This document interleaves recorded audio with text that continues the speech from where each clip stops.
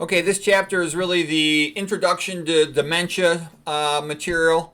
So, I'm going to skip some of the really boring parts or redundant parts, but okay, so the first thing is this picture here is conventional medicine a witch doctor clown show? And like I said, when I was a kid, I saw a cartoon making fun of a guy for going to a witch doctor with a bone in his nose, and he thought, "Oh, isn't that stupid? He's going to a witch doctor for a magic potion." But isn't that what people do with American medicine? They go to the doctor and they want a pill, a magic potion. Um, and we used to think, oh, anything that's not allopathic medicine is stupid, but maybe allopathic medicine is the one that's stupid. Putting forth a magic potion, cure a patient and you lose a customer. So conventional medicine, it not only claims to not understand the cause of the treatment of conventional disease, but it doesn't want the patient to get better because you stop making money on them. If you make a low-fat vegan and empower the patient, you lose them. They can take care of themselves. But in real life, what happens is hardly anybody wants to be low-fat vegan. It's a very small percentage of the patients. So most patients, they never get better. They keep on taking their pills as they decline, and then they go for surgeries. They usually take the pills for life. Here's about how it distributes out. The vast majority of Americans, they're fat and sick and completely ignorant about nutrition, toxicology. They're eating the SAD diet, paleo, keto, carnivore, low carb, some variant of that. A lot of doctors are what I would call sort of half screwed as far as diet's concerned. They're more of a lacto, ovo, pesco, vegetarian type. And they're a little bit better off. That'll tend to slow things down about 10 years or so, but they still end up with fat and sick with the same diseases. And they're very few, I call them the health aristocrats, really, take it the whole 9 yards. I use the abbreviation ADS for average dumb shit, which is most people, and a lot of them, hey, they're real nice, but, being nice isn't good enough. If you want to be healthy, you need to learn this stuff, and it's pretty basic. What are people deficient in? They're deficient in potassium, fiber, nitrates, and antioxidants, magnesium, the stuff you get from plants. Okay. This is just a little joke. I joke a lot of times about these saints and stuff. So here's St. Augustine. This is his conversion moment when he's in the garden and he heard the sound in his mind, tolle legge, which means pick up and read. And he picked it up into a random spot and it said, this is Romans 13:13. It said, "Let us walk properly in the day and not spend nights in drunkenness and orgies." And he converted at that moment. Okay, and so that's kind of how I felt when I first realized all this stuff is in the nutrition epidemiology and toxicology lecture. I've been studying like crazy all this conventional stuff for years, and it didn't really amount to much. And then once I learned, all this nutrition epidemiology, toxicology, like the basics of it, I was all excited, thinking, no, everybody's going to be happy. I'm going to make money. I'm going to start curing all these patients. But then, everybody said they don't want any part of it. Most of the patients and family members. So that was St. Augustine catching the truth there in that drawing. Okay. Why should you read this book? I'm going to skip over some of this boring stuff.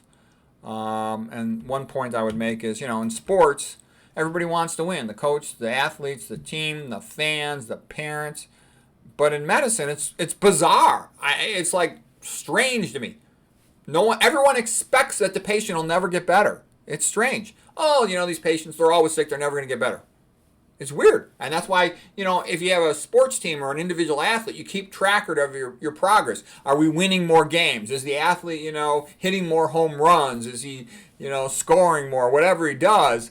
Whereas in medicine, almost no one keeps track of patient outcomes. The patient's like irrelevant. Whatever happens to the patient, if they live or they die, it doesn't matter. As long as we generate billing codes, we get paid no matter what the outcomes are. We just say everything's a standard of care. But the standard of care is always designed for cognitively impaired people because it makes the assumption that the patient can't help themselves at all. So a patient who can actually help themselves by, learning how to eat better and how to avoid toxins, get to sleep, all these things, they improve their outcome. But the assumption is always made that they can't do anything for themselves, and that's another reason why the treatment almost always is a drug. Okay, let's see. Yeah, a lot of people, I think, just don't understand that the medical system doesn't care about them at all. None. Zero. And the higher you go up in the medical system, the people who really own the big companies around stuff, they think it's funny if you die, okay? They laugh at you, okay? So don't go looking for love at that place, all right? The individual doctors want to help you, and a lot of them really care and do the best they can for the patients. But they're kind of like school teachers. Even though they want to do the best for the patient, the system is not designed to help you. It's designed to make money off you. Okay, I'm going to go into all this stuff. I'm not going to get into all this stuff here. All right. I want to get into the dementia stuff. Oh, and so let's see. I have a little bit of philosophic intro stuff. Oh, well, one of the things I do want to go over is a lot of people say, oh, you don't need God. You should never talk about religion when you're talking about science or medicine. And I completely disagree with that based on spending my whole life in science and medicine, that if you don't agree that the conversation can flow in these directions, modern atheistic Darwinism is like the religion of contemporary society, whether you realize it or not. And it basically says that might is right. Whoever's got the power can do whatever they want. That's kind of what Darwinism is about to a large degree as well. And so what I'm trying to say, what this means in healthcare and medicine is, if a big company buys a journal and the journal publishes an article saying their drug is good, then conventional medicine just accepts their drug. Okay?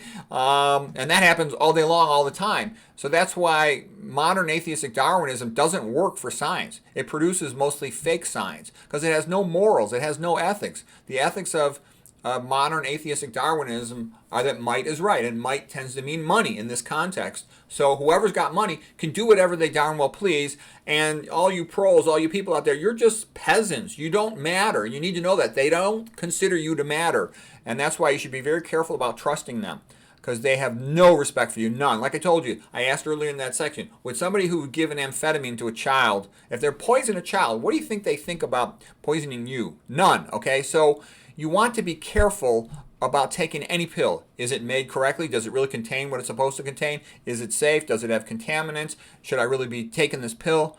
Okay, so some of this you've already heard me do. All right. And also notice when you read a nutrition expert or listen to their videos, who is empowering you? Who's making your life easier and better? Okay, then I joke, this book has so many academic orgasms, you should keep an extra pair of underwear available while reading it. I'm showing this picture of Dante. I kind of like the old Dante stuff. So there's the purgatory in the back. There's the Florence and the path towards heaven. And here's, down into the pits of hell. All right. So what's the point? We want to do all this stuff to avoid health, hell, and purgatory and just go to health, heaven if possible. And if you go to people who don't know what they're doing, like, some fat healthcare worker, they can't even prevent diabetes, hypertension, and obesity in themselves, they're going to be less likely to help you. The painting is The Blind Leading the Blind by Bruegel. Okay, what was that last painting? That was by Domenico di Michelino, Dante's Divine Comedy. Okay, here's just a quick thing from the Bible. I'm going to get into dementia here. This is Daniel when he was in, captivity in Babylon. And basically, he said, oh, we don't want to eat the meat. Just let us eat, the pulses, the peas and beans, vegetables to eat, water to drink. And then his men were healthier than the Babylon king's men who were eating all the meat and oils and stuff. Okay, so let's get to some important theories of dementia causation. The first one you should know is Jack Della Torre. And by the way, this is the best theory to know about dementia. I've studied a ton about this sort of thing, and it's not in any of the books. He wrote his own book called Alzheimer's Turning Point, Jack Della Torre, but it's not in any of the conventional medical books. And I'm talking about including the 1700-page one from Harvard and all these other places. That's why I consider those places a joke, okay? Because people sometimes ask me, how could I be so confident? How could I say things like, the Mayo Clinic is a joke, Harvard and the Ivy League is a joke? Because I know their journals and I know their papers, okay? They won't even mention Jack Della Torre, okay? They don't even mention any of the famous nutrition pioneers that you've heard of. All right, so then the other great theory of dementia is my theory, Neuro-Vascular Uncoupling. All right, so let's talk about Jack Della Torre. He tied off the carotid artery in a mouse, and then he found middle-aged and older mice. 2 months later, they become demented. Then he did an autopsy expecting to see a big stroke on the same side that he tied off the carotid, but there was no stroke. So you say, well, what happened? The brain was just shrunken on the same side that he tied the carotid artery off. And what happens is neurons are dying through something called programmed cell death, and due to apoptosis. Okay? And he did a whole bunch of experiments. He would tie off both carotids, he'd tie off the vertebral arteries, posterior circulation, he'd tie off intracranial arteries like the middle cerebral artery, and he found that this was a way to make these mice demented. Okay? Mice tend to live about 2.5 to 3 years. Okay, what else did he do? Then people say, well, so what? Not that many people have atherosclerosis carotid artery occlusions. But what Della Torre phrased it as, he says they just have chronic cerebral hypoperfusion. Tons of people have that. And Della Torre explains why. Because let's say you have congestive heart failure. Lots of people have CHF, congestive heart failure. You're not pumping enough blood to the brain. You're like the mouse, chronic cerebral hypoperfusion. Perfusion means blood delivery, so under delivery of blood. Let's say they got atrial fibrillation, losing that atrial kick, atrial filling, about 25%. Let's say a cardiac output, like the mouse equivalent. Aortic regurg, aortic stenosis, you're not getting enough flow up there. You're like the mouse. And then you start seeing there's other things that are in a way like the mouse. Let's say you got a fat person with sleep apnea. You put a pulse ox on them to check their oxygen saturation of their blood at night. It can go down into the 60s, and guess what? They're not getting as good oxygen delivery as they should to the brain. That's kind of similar to being like the mouse. Okay. I'll joke. I'll call it glucose and oxygen delivery. It's usually abbreviated OGD, oxygen glucose delivery, but I'll abbreviate it as kind of as a joke, GOD, glucose oxygen delivery. You know, little g, not a capital G. Okay. So I thought that was pretty good. And he actually thinks Ronald Reagan, the reason why he became demented, you know, like in the late 1980s, was because when he took one from, what's his name, he was hypotensive for a while, you know, before they got him in the operating room and everything was completely optimized and stabilized. Okay, so that's an explanation how that could work. All right, now did I already go through Alzheimer's? I think I'm going to get to that in a sec. Because what you're going to hear is that, I forgot to mention the deal with hypertension. With hypertension, you're screwed either way. Okay, you're damned if you do, damned if you don't. So what I mean by hypertension is if you undertreat it, you know, why do you have high blood pressure in the first place? To get blood to the top of your brain. You have to pump against gravity. So if you undertreat hypertension and you got really high pressure, that high pressure damages the arteries. I'll go through the mechanisms of atherosclerosis a little later, but the bottom line is the high systolic pressure hits the divider between a bifurcation point of tissue and it damages it. You get some fibrosis of the arterial walls, but it's a long story. You'll start forming blood clots at the bifurcations. The bottom line is if you have real high pressure, you damage your blood vessels and you get atherosclerosis. But if you overtreat the high pressure and drive the pressure down too low, then you don't get enough blood to your brain. You're like the mouse. You're a mouse equivalent. So either way, you're screwed with blood pressure other than trying to eat a healthy diet and try to get it under control, manage your stress, get your sleep, avoid caffeine, avoid other stimulants.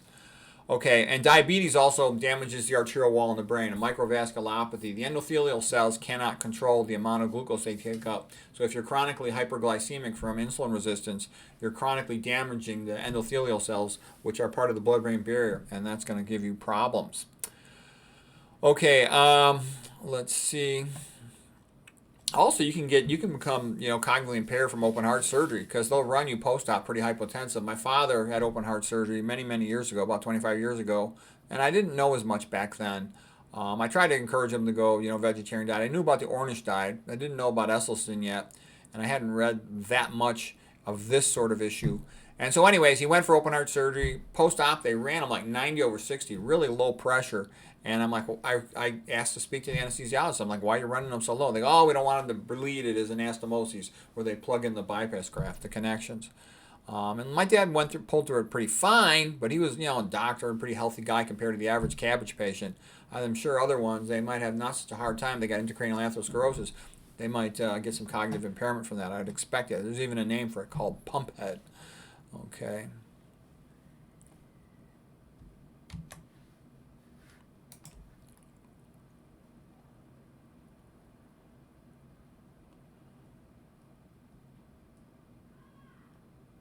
Okay, so yeah, Delatorre's theories is often called the vascular hypothesis of dementia, and he calls it, you know, being dementia due to chronic cerebral hypoperfusion. I just call it the mouse equivalent theory, and we just went through the things that are mouse equivalents: AFib, CHF, overtreated hypertension, for example, aortic regurg, aortic stenosis, post-cabbage hypotension, all of that stuff.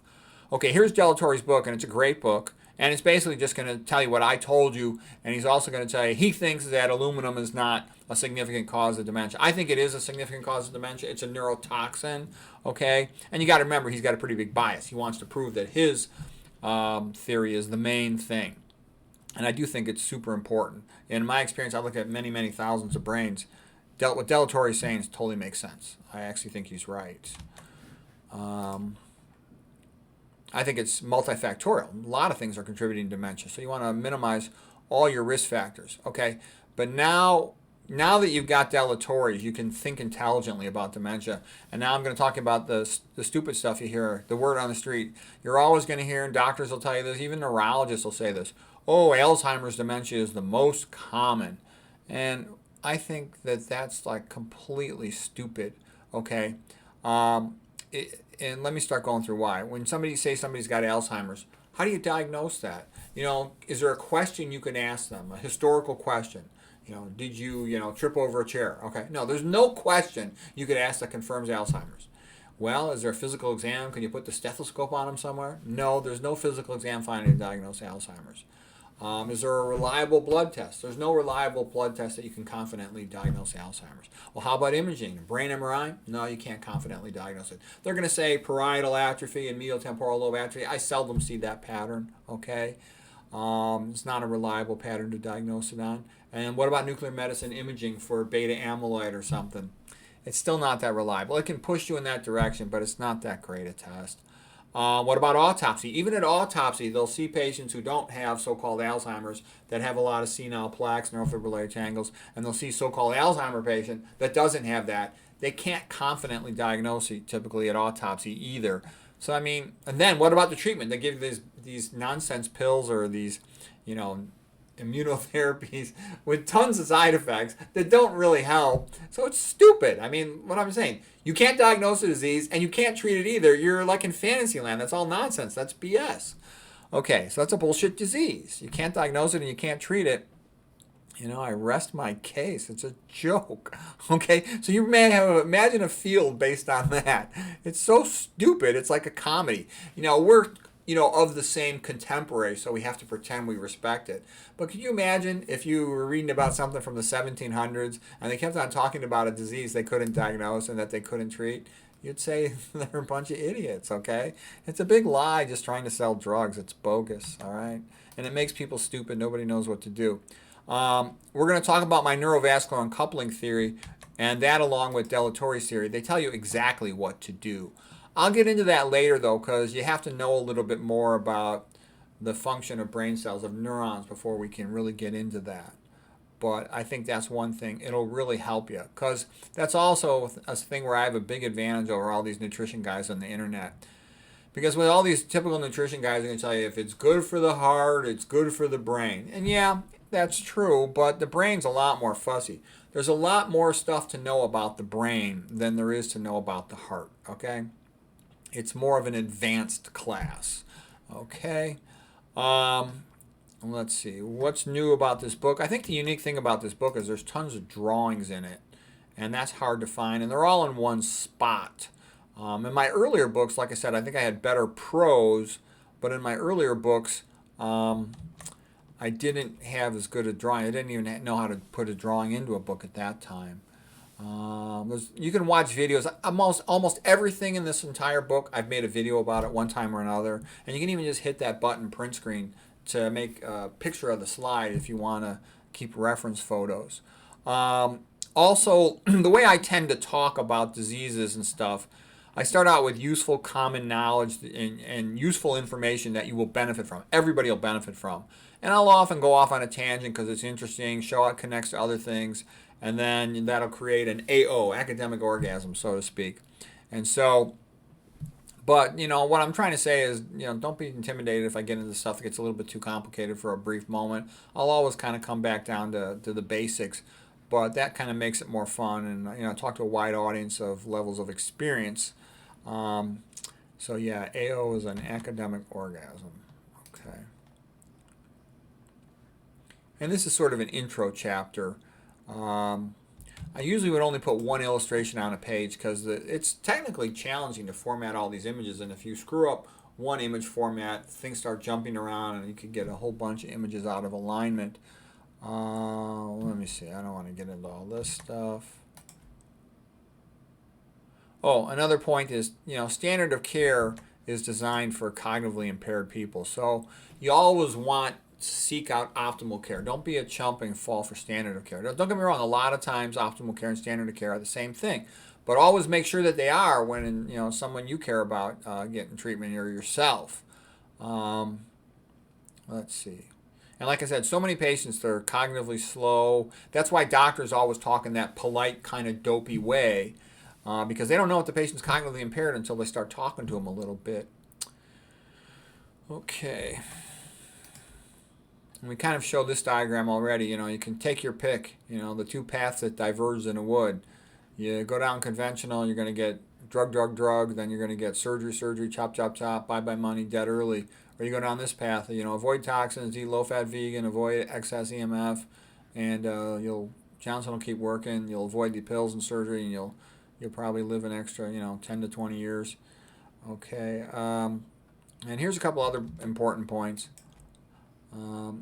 This one comes from William Roberts, and he's got his own YouTube channel. I think it's just his name, William Roberts. It might be William C. Roberts. He's the guy who was a cardiac pathologist. He wrote a really good paper about quantitative assessment of atherosclerosis in patients who died of cardiac complications. So patients who died of myocardial infarction or arrhythmias related to ischemia. And what he found is that there was no such thing as single vessel disease, atherosclerosis isolated to one vessel. It was always diffuse. And that's an important point. It's like systemic metastatic cancer, okay? Just like you can only treat a diffuse disease throughout the body with either chemo or how about a good diet, okay? The positive way to treat it. He also said that if you feed a herbivore a high-fat diet, and humans have herbivore physiology for digestion, they all get atherosclerosis, 100% of them. And that's also why I think cardiac calcium CT is stupid, because you have it. If you ate a Western diet, it's guaranteed that you have atherosclerosis. So why do you need to radiate yourself with the CAT scan? You already know you have it. And I know some patients, they just don't get it. You talk to them about pathophysiology, their eyes glaze over, they don't get it. But then you show them a CAT scan. That's your heart. You got a big calcification right there. They're like, oh my God. So maybe some people need that, but I think most don't. If you can think about things intelligently, you don't need that. Dr. McDougall says the major dietary poisons are animal foods and cooking oils. Pritikin says fat is bad. Gregory Sloop, the best atherosclerosis researcher in the world, he's the guy who wrote that book, Atherothrombosis Theory. He says dietary fat makes the blood thick. Yep. So then you're pumping a milkshake instead of water. It's also called to make the blood thick, increasing blood viscosity, and then you need to pump at a higher pressure to pump a thicker fluid.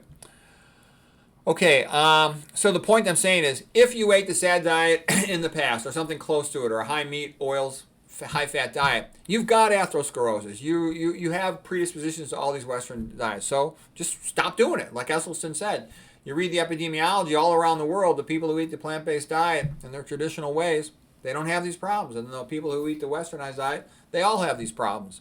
So you want to turn things around as fast as you can. So Esselstyn says, how do you turn it around? Just stop eating anything that causes atherosclerosis. And I would say avoid anything that causes atherosclerosis, insulin resistance, or hypertension.